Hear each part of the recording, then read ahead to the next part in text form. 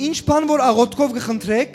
հավատացեք թե պիտի առնեք եւ պիտի ելլա ցեզի։ Հավատքը ամեն ժամանակ ներգայի մասին է, իսկ հույսը ապակայի մասին է, բայց ինչ որ խնդրելու լանք իր գամքին համաձայն։ Երբ որ գենաս Աստծո առջև եւ գիտես որ քո սրդինդ եւ քո աղոթքդ Աստծո գամքի համաձայն է, ամենայն համարձակությամբ կեցիր, որովհետեւ իր գամքի համաձայն է ադիգա։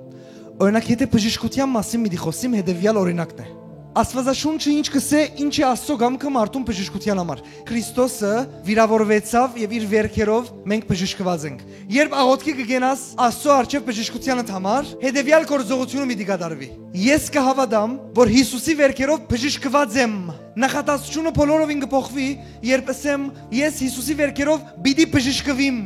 Արդեն հույս է ասի։ Իսկ հավատքը գսե բժշկված եմ, բայց դերտուն գսկաս կորցավ։ Իսկ հավատքի գործողությունը այն է, որ անդեսանելին դեսանելի ցևով խոսվի։ Բժշկության համար կխնդրես հավատա որ արիր ադի։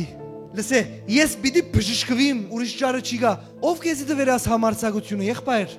Աստված իր գամքն է որովհետև։ Հասկացար դու ինչպես կրնաս ետ դարձ չունենալ քո ուզածդ։ Ինչու՞։ Որովհետև ես գիտեմ որ Աստծո գամքն է ադի։ Իմ չանքը չէ, ես չեմ, հասկացիր։